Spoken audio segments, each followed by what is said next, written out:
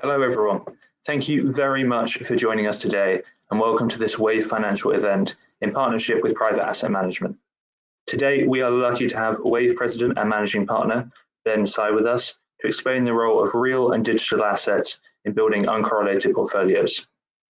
Ben was formerly Head of Alternative Strategies, Asia Pacific at AllianceBernstein and Head of Commodities Asia Pacific at Bank of America.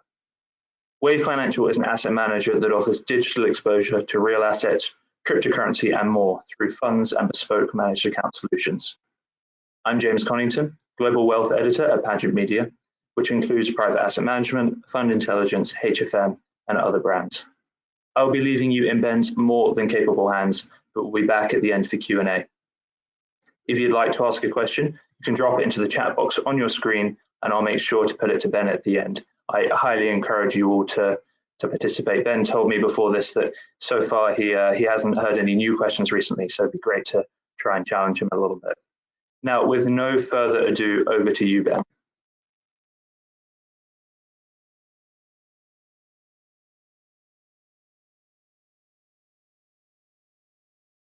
Hi, thank you very much, James, for the introduction. Let me try to share my screen here.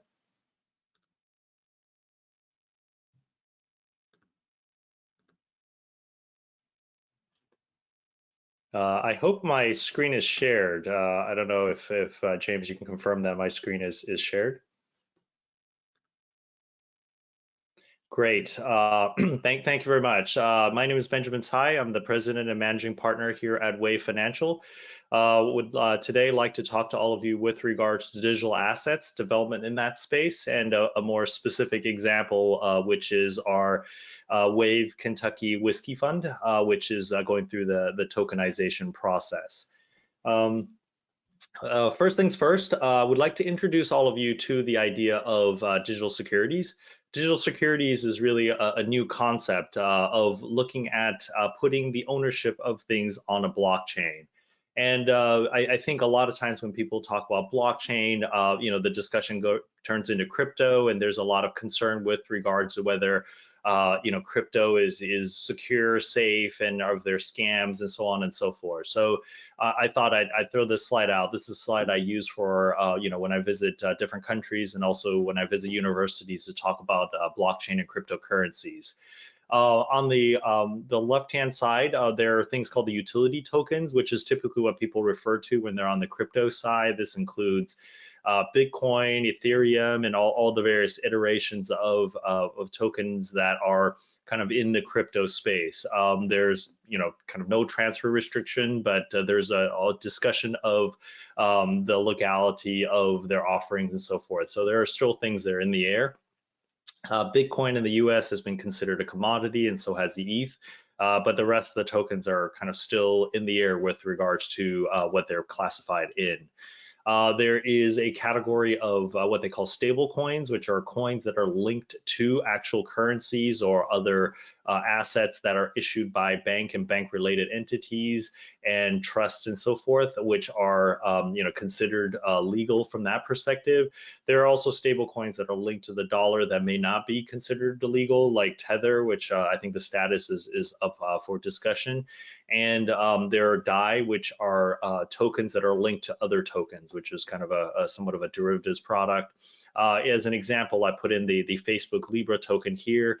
I know it hasn't been launched. It's just been in the news for the past few years, and I thought I'd kind of put things in perspective. The last category, the security token, is actually the category that we're here to talk about on the right-hand side, which are security tokens. And security tokens are, for what it's worth, completely separate from the crypto, economics. It's really about having a proper issuance through the securities channels of, fractional ownership of something. And that something could be VC firms, for example, BCAP, which is a blockchain capital, Spice VC, 22X, Science. They're all tokenized venture cap firms that have put their funds on the blockchain, so that the tokens represent fractional ownership of that. There are other projects that also have put different things in tokenization, which is something that we'll talk about today. And as another example, the Facebook Libra investment token is supposed to be a security token. The difference between these, as I mentioned before, is that the utility token side really has no transfer restriction. It kind of exists in somewhat of a gray area. It's allowed to kind of exist right now because it's not been challenged by the regulators. But regulators are looking at a lot of these. Stable coins, the top three I mentioned there, are issued by trust and banks, and therefore they're exempt from securities laws, and they're kind of allowed to exist.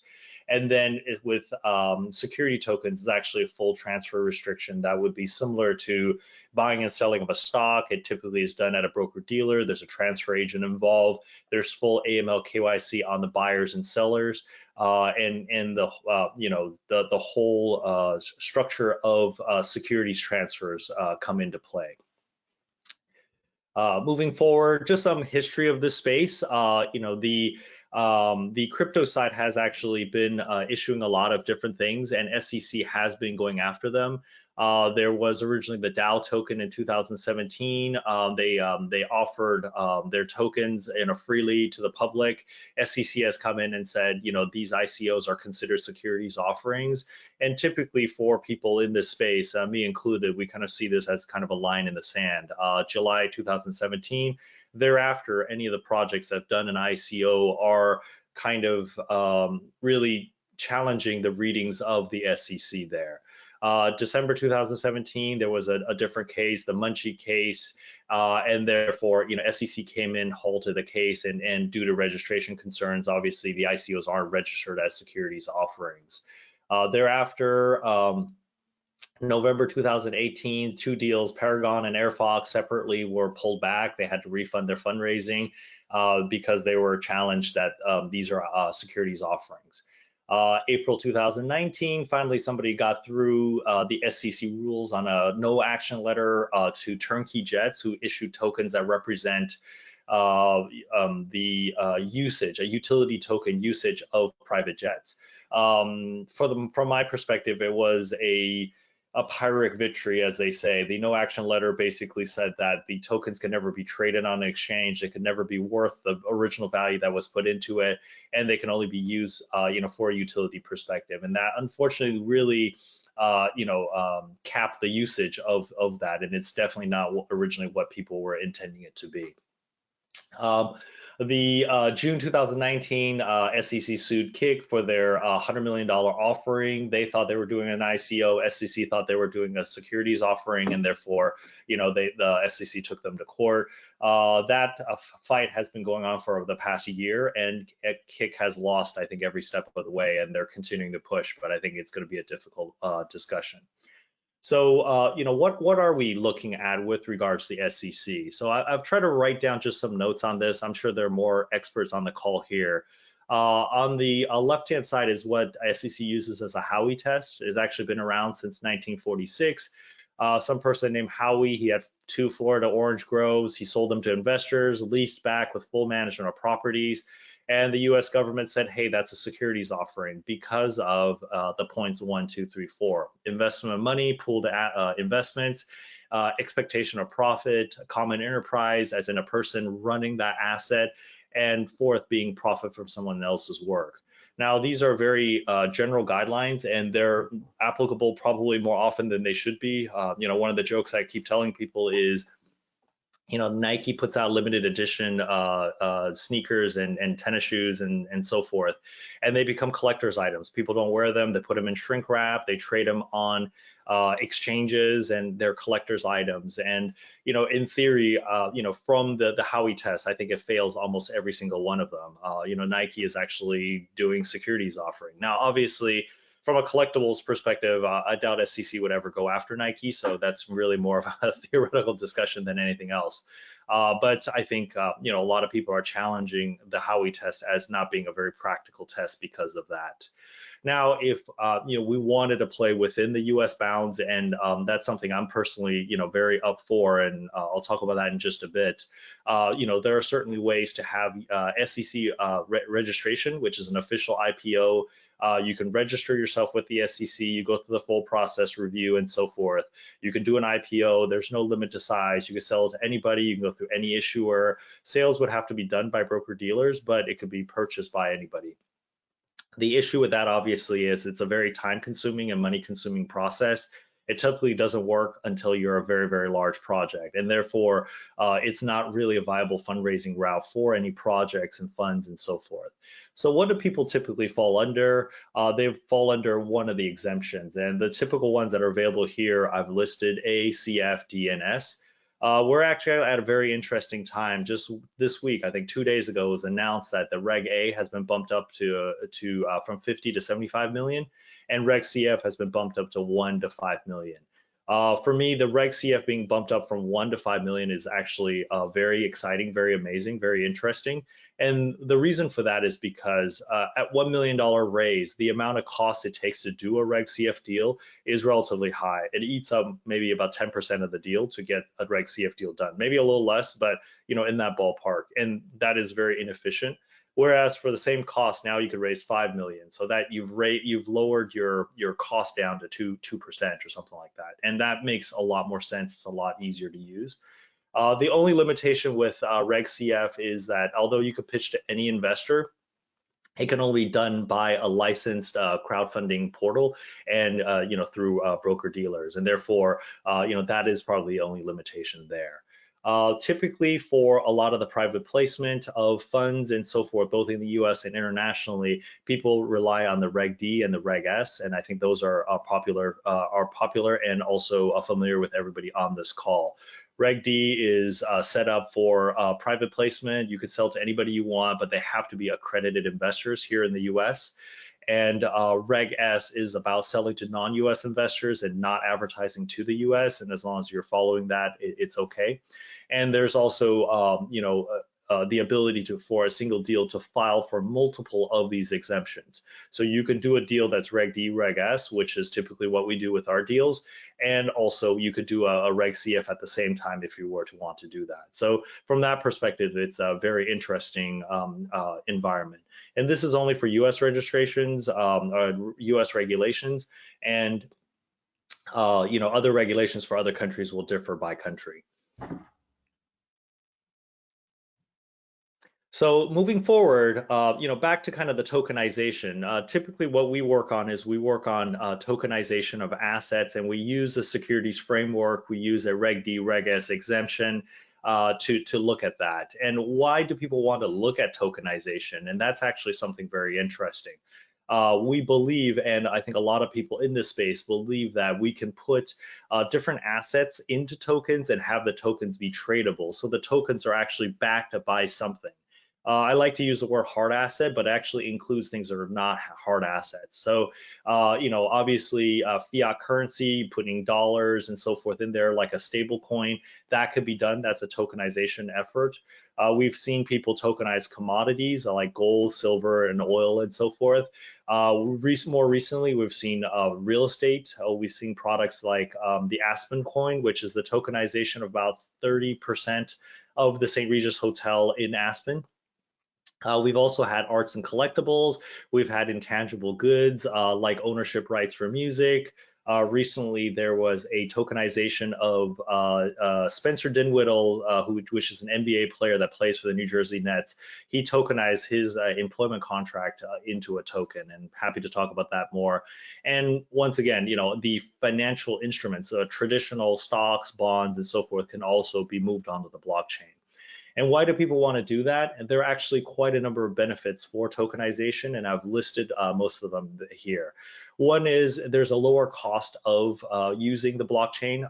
Initially, the setup does cost money, but as it goes, it's actually a bit cheaper to run things on the blockchain. So a lot of intermediaries can potentially be removed from the blockchain because of the fact that a lot of governance can be automated, can be built into the smart contracts and so forth. Second, there's a potential of increasing liquidity of assets. we can put illiquid assets into tokens and try to trade tokens. Typical token markets are 24/7, so they're always open, and they have investors from all over the world, and therefore there's a theory that the liquidity of assets can increase. There's a discussion on fractional ownership. Typically for stocks and bonds, they're traded in par value or in lots and so forth. Fractional ownership is a lot easier in the tokenized format, and it doesn't increase the cost significantly. The trading of fractional units actually is much cheaper than trying to fractionalize existing stocks and bonds.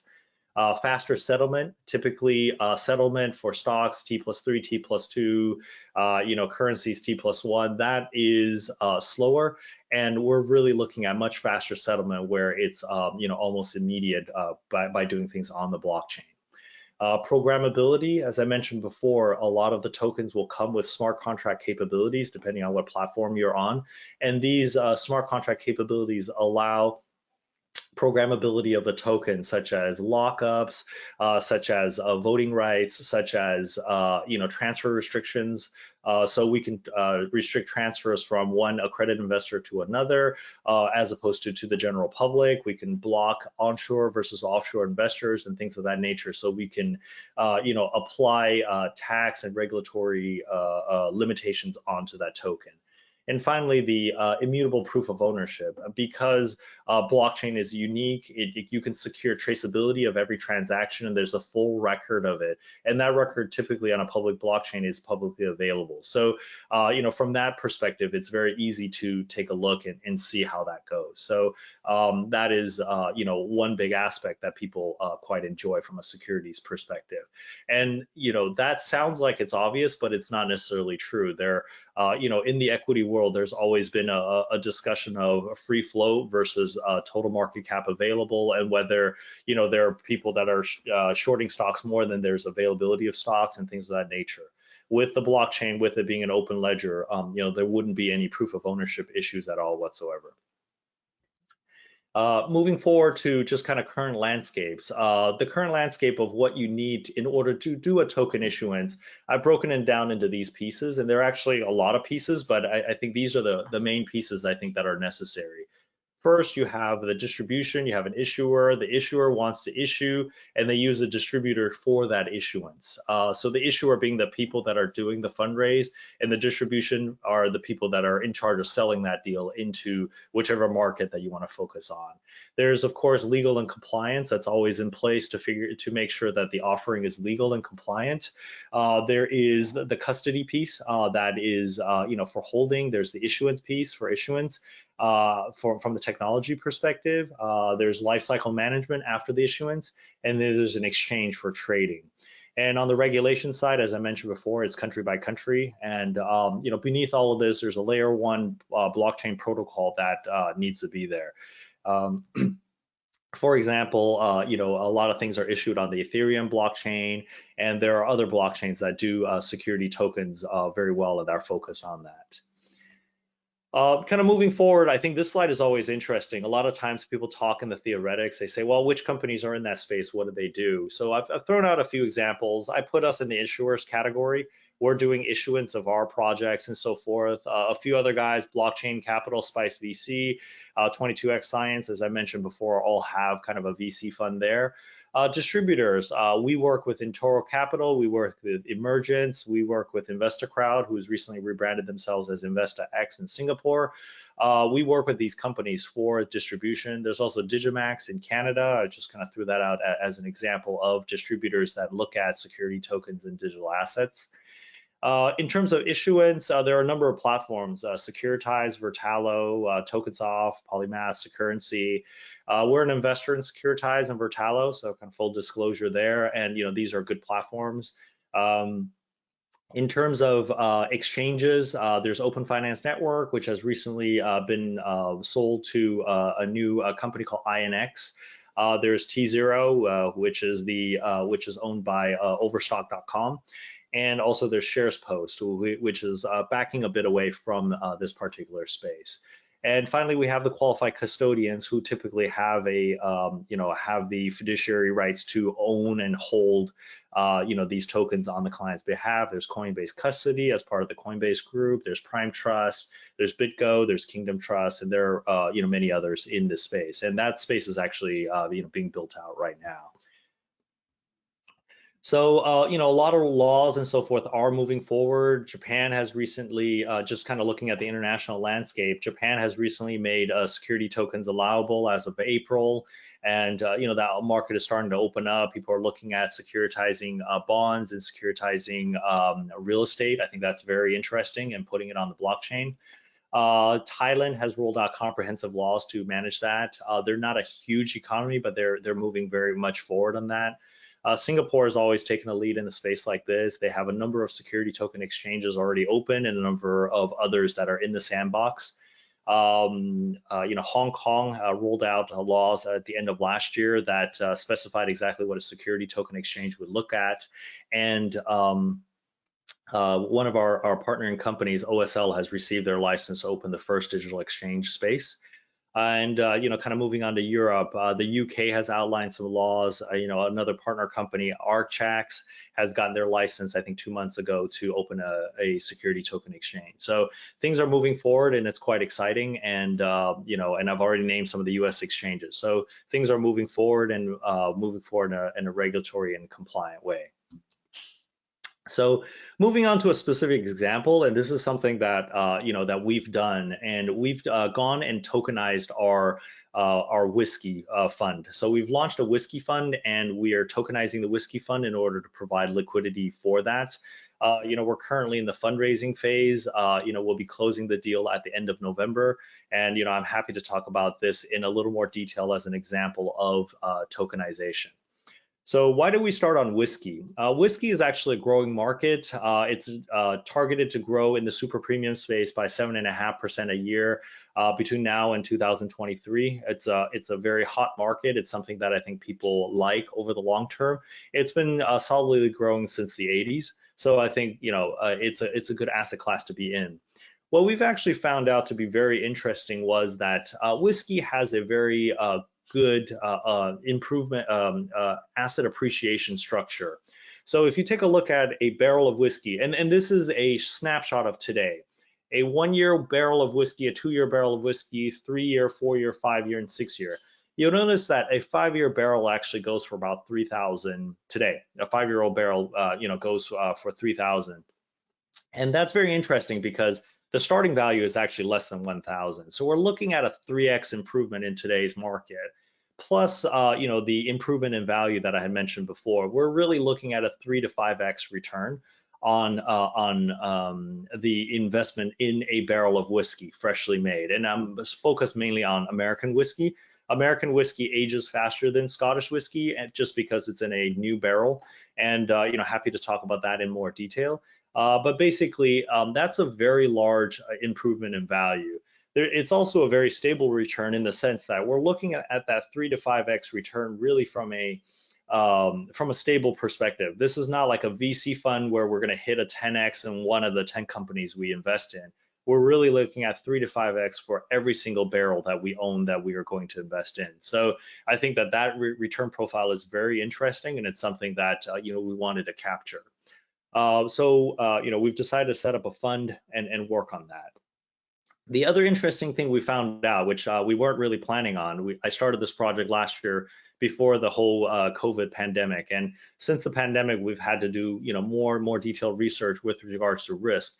And it was very pleasant to find that through crisis, actually, people's consumption of whiskey is either flat or goes up. Just as an example, through the last financial crisis, 2009, the rate of increase actually was relatively flat. By volume, it was down 0.7%, and by dollars, only down by 1.4%. Really very much of a blip in the market. And it's been going up ever since, as you can see in this chart. So, from that perspective, whiskey is actually a very strong asset class to be in, very decorrelated from the market. Certainly, equity markets in 2008, 2009 dropped more than a single percent. we've actually seen more anecdotally that alcohol consumption has gone up, I think, about 14% since the pandemic, which is probably not a surprise for for people who are on the call. So we're pretty comfortable that this is a good asset class to be in. And on top of that, I think the other angle that we see very interesting is more of a macro angle. We feel that the governments of the world have really spent really pushed out a lot of liquidity into the market in terms of the printing of dollars, the printing of a lot of assets. And because of that, I think the being invested in hard asset is actually a great place to be. I'm personally invested in whiskey. I'm invested in real estate. I'm invested in crypto because of kind of the limited supply aspect of it. And these are great areas to be focused on. So moving forward, kind of back to the whiskey discussion, we think the whiskey is very interesting to invest in, and we looked at some of the issues with it. There's some upfront costs associated with being actually in the whiskey space. There's sourcing issues to be able to capture that capacity. It's a long timeline. There's some compliance issues in terms of all the laws associated with holding alcohol, and there's a lack of liquidity of investments there. So we're trying to resolve all of these issues, and therefore we've put together a fund called the Wave Kentucky Whiskey 2020 Digital Fund, really to help investors invest into this space. And we're tokenizing it to solve some of the liquidity issues associated with this product. So first things first, we teamed up with a distiller called Wilderness Trail out in Kentucky to produce up to 25,000 barrels of whiskey. So we've actually secured that production capacity. And that production capacity is actually, difficult to capture, and we were able to do that. And because of that, we're able to launch this fund. As I mentioned before, we expect the barrels, once we buy them, to appreciate 3 to 5 times over the fund's life. And we're managing the barrel sales after that 5 years. And we're basically going to run this as a private equity fund. We collect money up front, we buy barrels, we let the barrels age, we dispose of the barrels, and then we pay the money back to the investors. Now, normally in a private equity fund like this, there's no liquidity in the middle. It's a closed-end fund. I only hold whiskey. I can't give you any liquidity or sell out of the liquidity to give you tokens because it wouldn't be fair for the rest of the investors. So what we're doing is we're tokenizing it, and the tokens will be made available to be tradable on the private exchange. This function is purely optional for investors that invest with us that are not comfortable with security tokens. They'll just hold a contract to maturity and hope to get their money back, and the capital gains back just from holding it in a fund format. But for those who are more adventurous, who are looking for liquidity, who are interested in trying out the security tokens, they can receive the security tokens, which represent fractional ownership in their fund, and then they can go to a private exchange and trade that. So from that perspective, I think that is very interesting. That's a new feature that we've added to this product that wouldn't otherwise be available. And we believe there will be interest in people wanting to trade this. So now that we've done this, what are the benefits, and kind of going through the similar points that we had mentioned before. The lower cost is definitely there. We're able to set this up in a much lower cost perspective. We're hopefully increasing the liquidity of assets by having the tokens be available for trading. The tokens, because of them being on an exchange that could be fractionally owned, be traded to other people. Right now, we're doing a Reg D offering, so we have a minimum size and we have accredited investor limits and so forth for the US. But after the 1-year lockup as part of Reg D, we're actually able to offer the fractional tokens or fractional shares to non-accredited investors. So that's an interesting angle that would widen the potential ownership and the holdings of this token. We're certainly going to be doing faster settlements. Most security token settlements happen within the day. We are going to use the programmability structure to keep the US investors and the international investors separate due to tax reasons. And initially, we will keep the exchange, transactions mainly with accredited investors. So, and as a final point of immutable ownership, we're able to show at any time the ownership structure. The cap table is centralized. Obviously, we're the issuer, so we keep the cap table. It would be silly to say that we don't. but it's tracked on the blockchain and it's publicly available. That doesn't mean everybody's information is available publicly, but it does refer to wallet addresses that are specific to owners, and that connection between the wallet address and the owners is held by more on the custodian side. So, as just administratively, our fund is a Delaware entity. That's where the U.S. investor go into. We've also set up a Cayman entity, and therefore we could take international investors. We're using the service providers that are listed here. Lynch, Cox, Gilman, Goodman is a law firm in Kentucky that's very familiar with Kentucky whiskey laws and so forth. We also use Campbell's internationally. We use Aduro Advisors as our fund administrator. We use Richie May for an auditor, so we get audited annually. And we're working with the NEM protocol as one of the many blockchains we could potentially tokenize on. As I mentioned before, we'll be closing at the end of November, and happy to have separate discussions on this specific product. And yeah, so that's from a fund perspective. We're expecting to tokenize this about a year after our final close. And the reason for the year is simply because with US investors, there's a 1-year lockup. So we've decided to just make the tokens available in a year. That 1 year will also give some time to see how the security token markets develop. I feel like the international market will develop more, so we plan on building more relationships out into Asia with some of the issuance platforms and also exchanges that I mentioned before. But we also have kind of existing conversations with the existing players in the US to be able to list that. So just a quick introduction about Wave Financial. We're a registered investment advisor here in California, and we do some wealth management, but really for high net worth, ultra high net worth that are focused on the blockchain and cryptocurrency space. We're not focused on traditional finance, so we're not really a competitor to the existing RIA space. We're also doing kind of investment management. So we have investment strategies, we have tokenized funds like the Whiskey Fund. We also have kind of a Bitcoin fund and so forth. We do wealth management. We also do treasury management for a lot of the crypto related corporates who have a big balance sheet that they want us to help with. And to a certain extent, we also do advisory and consulting, not on the fundraising side, but on the digital token side because of our expertise in this space. I don't want to get into too much detail, but like I mentioned before, we have a Bitcoin fund, we have an index fund, we have our Kentucky Whiskey Fund, and we have a VC fund that invests in this space. On the wealth management side, we do lending for crypto, we do lending for cash, and cash lending in the crypto space is actually well paid. We're looking at 8-9% per annum type rates. Obviously, the credit risk is a little bit higher, but it is a very interesting space. With lower interest rate, maybe in the 6-7%, we can get 50% collateralization and so forth. So there are ways to reduce that risk and still gain attractive yields. I'm a Series 3 licensed person. We provide derivative solutions also for crypto holdings in managed account products and so forth. And we also offer trading strategies in the crypto space. So just a little bit of quick background about me. I come from a traditional finance background. I started in engineering and then I went to business school, went into finance. I spent 15 years in Asia in traditional finance, 12 of that with Bank of America Merrill Lynch. Most of that was focused on creating structured products for high net worth institutional investors and sovereign wealth funds. And that covered both equity and fixed income. Ended up running the whole business across Asia. And then I moved over to commodities, where I ran the commodities business for Bank of America across Asia.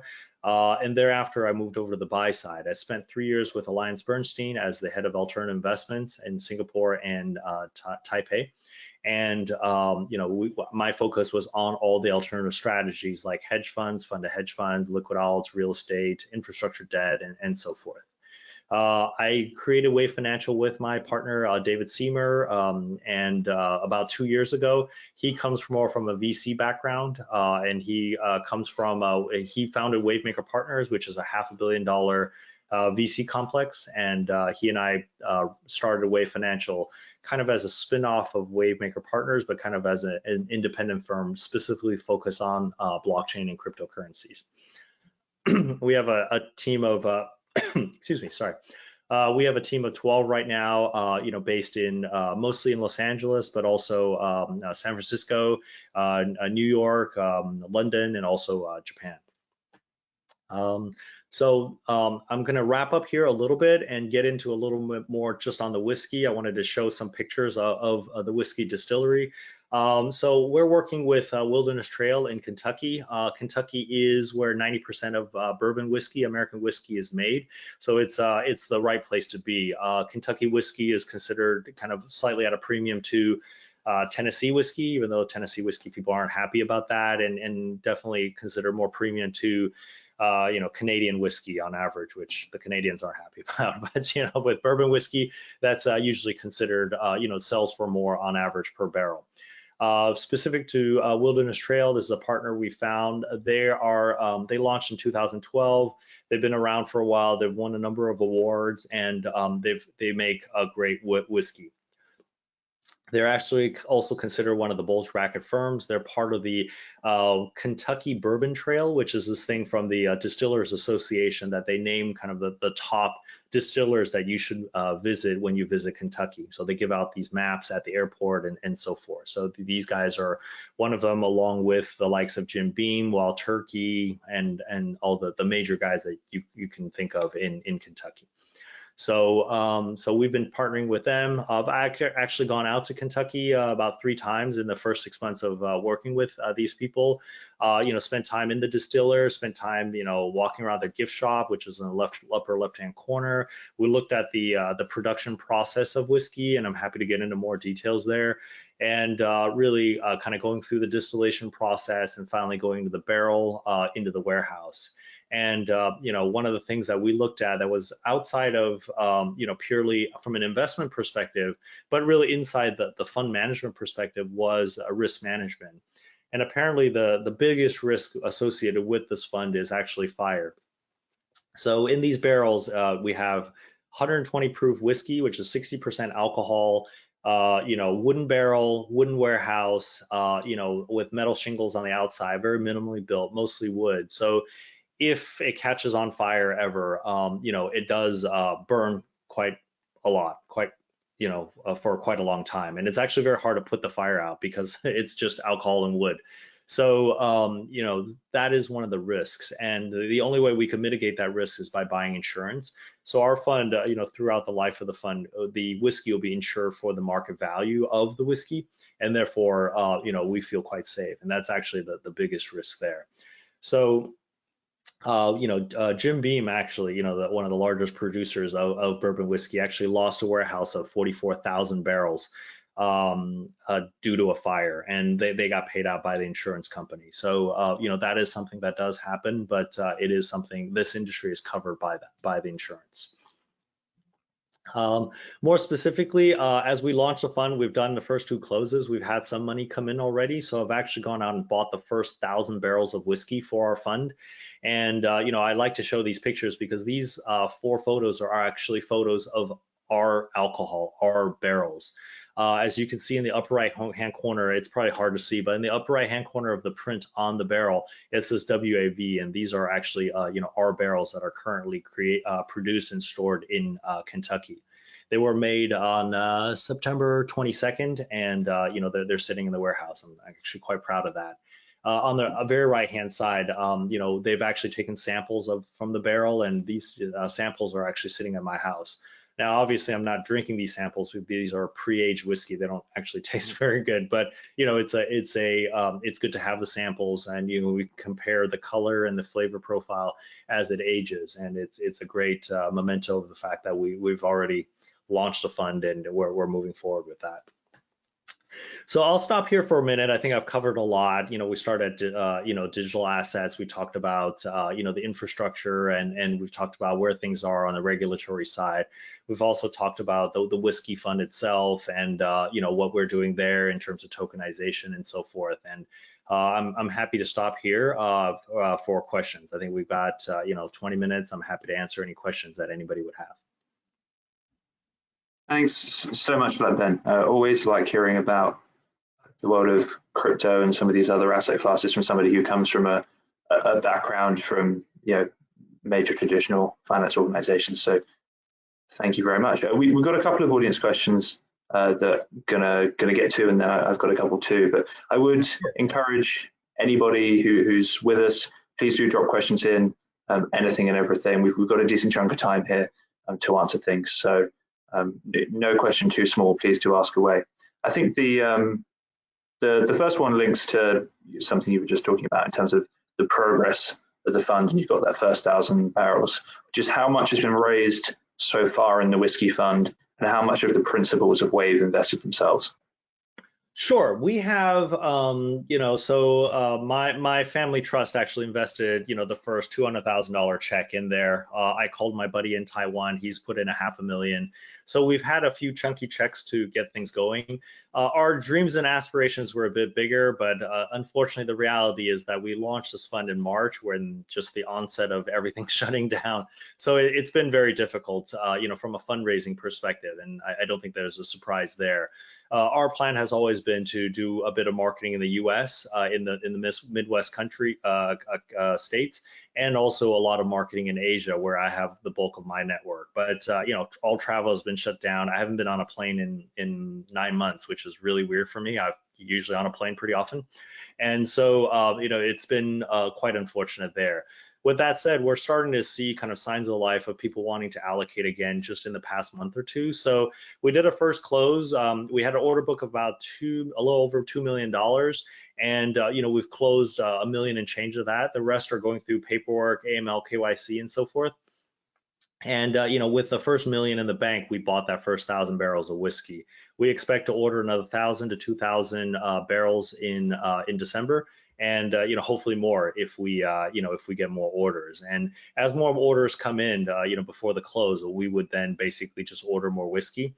And if whiskey doesn't get made in December or in January, then it'll get made in February and so forth. So we do have that production capacity. It just will take a little more time depending on how big this fund becomes. So that's where we're at right now. We have the capacity to be able to build that up. Perfect, thanks for that. I have another question that came in that goes back to more of the education you were doing earlier on the history of crypto and blockchain. It's just, I'll read it out word for word, which is, sorry, this is a dumb question, but can you say just exactly what a blockchain is? Sure. Yeah. So I think that's a pretty fundamental question. I apologize for not addressing that first. Maybe I should, going forward, add a slide at the beginning. Blockchain is kind of the next iteration of databasing. I think before people were doing databasing, they were doing accounting, they were tracking things, and then once the advent of computers and also the advent of network computers within a firm, database became a much easier way of doing things. For example, we used to use Microsoft Word a lot, in its own format, and we would send the Word document around and PDF around. When we were, co-editing a document with other people, it was difficult. You would edit it, and then there was edit mode, which was easier. Then you could look at people's comments and so forth. But now I think a lot of us are working in kind of Google Docs, where that document is shared live, real time. Different people can work on the document at the same time. Within the network. So that's really kind of the progress of networking and network computers and so forth. On the database side, I think, for an individual company, database has actually worked very well. People are tracking inventory across platforms and so forth. But people are hesitant to open their database to other companies for security reasons, for proprietary reasons, and so forth. So it's very difficult to try to work across different companies to try to access data. And blockchain is a way to enable that. Blockchain is basically a network version of a fancy database that has, additional rules and smart contract capabilities built onto it. That's designed to be public. That's designed to go across different companies. And the whole point of why that's better across companies compared to a traditional internal database is that the recordings of transactions are immutable on the blockchain. So once a transaction is confirmed on the blockchain, it is recorded, it is done. If you wanted to edit it, the only thing you can do is you can put a new entry in that is a correction of the original.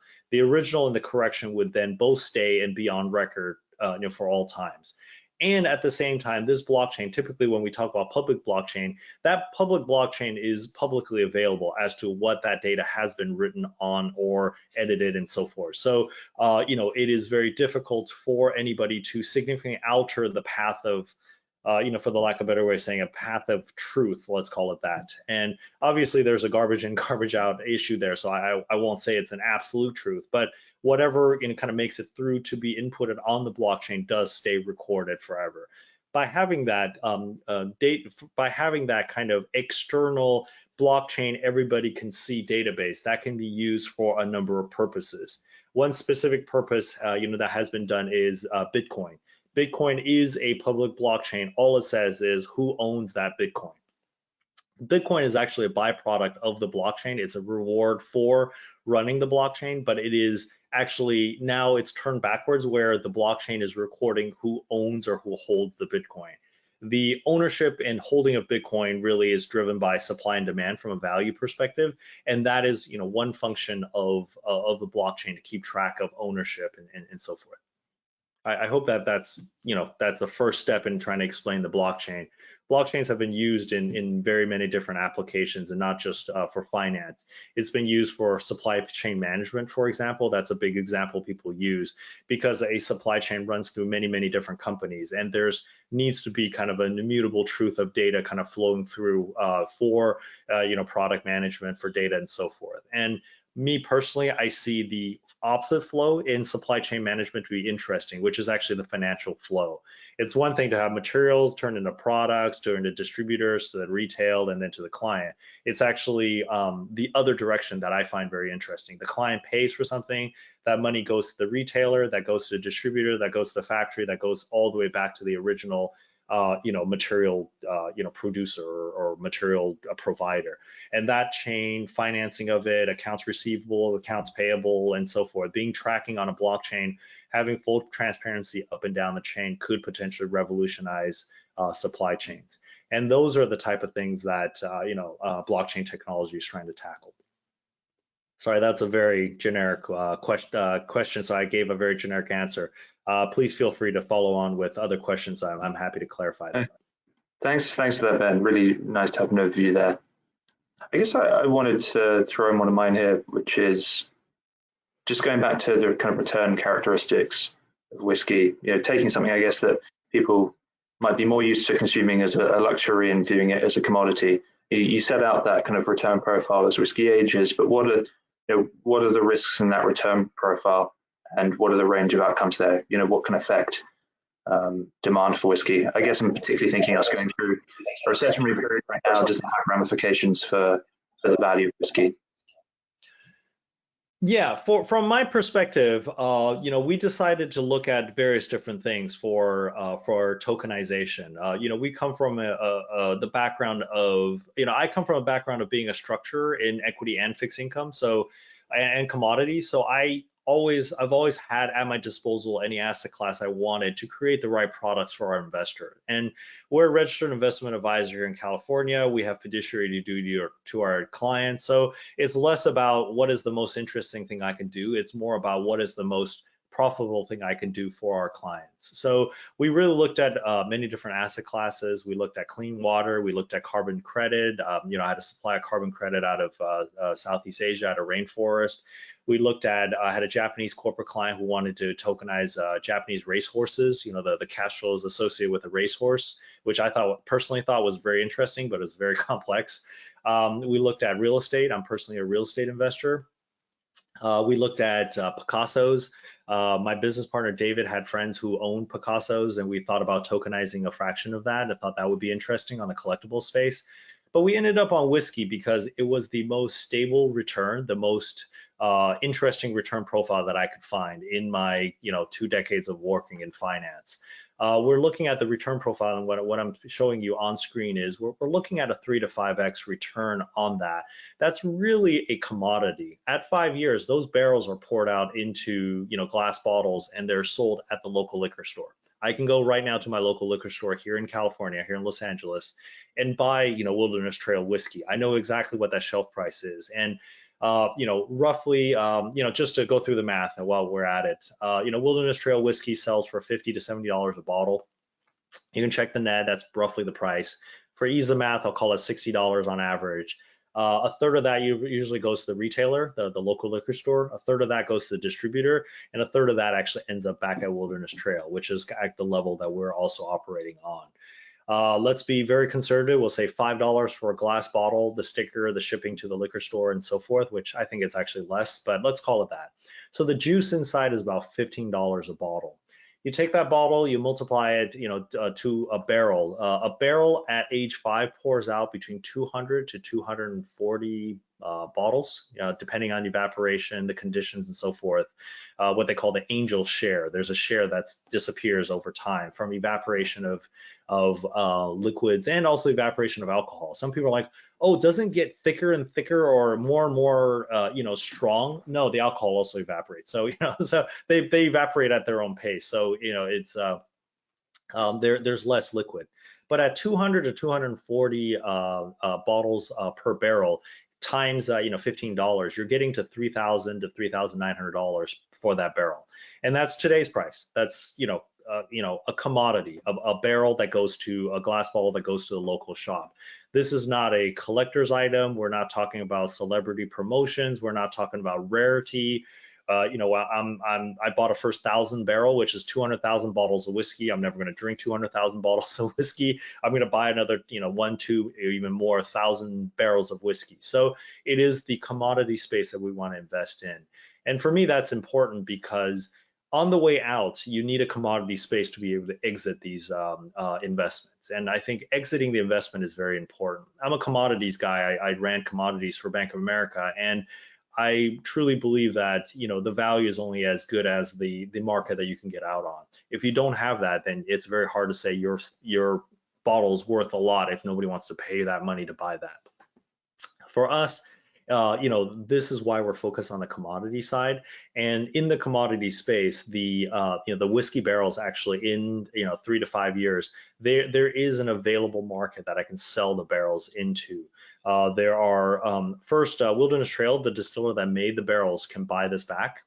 Second, there are other distillers who may have had a shortfall. They can buy that whiskey from us. Third, the whiskey can be sold to what they call NDPs, non-distiller producers, and these are producers of whiskey that don't own their own distillery function or their long-term aging function. They just buy barrels, blend, and sell them. And the fourth category, which is similar to the third category, are international buyers. They'll buy barrels, they'll dump it in a tanker, ship it back to their own country, and put it in their own bottles and sell it in their own distribution channel. Their strength is obviously they own their own distribution channels, and therefore they're able to distribute whatever product they do. So these are kind of the 4 markets we can sell them into, and that really points to the commodity aspect of that. As one last point, I'll just mention before we get off this topic of commodity versus collectibles. There are a few funds out there that are doing collectibles whiskey, typically Scottish whiskey, and they're typically at the bottle level. So they're buying 10+ year age bottles that are already run up in price, and their expectation is that it'll move up more in price. I'm not against that. I believe that makes sense. It's hard for me to tell how much more that will be, but historically it's been a good investment profile. So we were looking at Knight Frank data, and they compiled data on luxury goods and also collectible goods. They did a study across many different assets. I hope I'm not sure if I can name all the assets, but they did stamps, they did jewelry, they did furniture, they did wine, they did art, they did whiskey, and I think mostly collectible Scottish whiskey. Look at all the collectible space, and in the past 10 years, whiskey has actually done the best.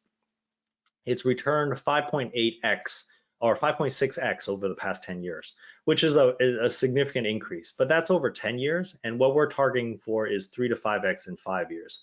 So I believe that the commodity trade actually is superior to the collectibles trade, and you don't have a problem of not being able to liquidate on the back end. I'm currently helping an investment fund in Hong Kong that has a beautiful collection of Scottish whiskey, about 8 million or 8.5 million pound worth of Scottish whiskey collection. I'm helping them try to liquidate that inventory because they're not able to do it themselves. And that is the kind of the liquidity issue that I'm talking about. So I hope I didn't get too far into the whiskey side of things, but basically we believe that Kentucky whiskey being in the commodity space is the best place for investors to kind of take their investment gains here. And once again, we're not going into the marketing of whiskey. We're not, getting some celebrity. There's no Ryan Reynolds. There's no George Clooney. Sorry to disappoint everybody. I'm also not putting my own face on bottles or anything like that. We're buying barrels and we're going to sell the barrels back into the wholesale market. I think I'd take a conversation with you over one with George Clooney if that helps, Ben. Thanks. We've got one more question that's, I guess, a little bit linked to what you're talking about now from the audience, which is you mentioned there's a minimum investment. Can you say what it is? Yeah, sure. So our minimum investment is $100,000, and for US, we're only able to take from accredited investors. So those are our two restrictions that we're working on. The 100,000 is more administrative. We just didn't want to collect very small tickets and try to handle that. If that's too much, but people want to look at that, I'm happy to have a separate discussion there. But our official minimum is 100. On the international side, for non-US investors, we have the same minimum, but we don't have the restrictions on accredited investors. Depending on the jurisdiction you're in, there may be some local jurisdiction requirements from a marketing perspective. So, in Singapore, we work with only qualified investors, but for Singapore, that bar is set relatively low, and we have a broker dealer there that is out, marketing in that space. With regards to specifically the fund, if there's any interest in learning more, please feel free to reach out to me. I actually have a full deck on the whiskey investment itself in a lot more detail than what I've shown today, and I'm happy to go over that more. Yeah, that actually answers the other one audience question we have here, which is someone asked, will there be a copy of the presentation available afterwards? From our end, if you, when you sign up for the event, if you opted in, for communication things and we can see your email, we can make sure you get that. If not, please do feel free to reach out to me or Ben directly afterwards, and we can make sure you get any materials. Yeah, so well, sure, let me just I'm assuming my presentation is still up on the screen, and yeah.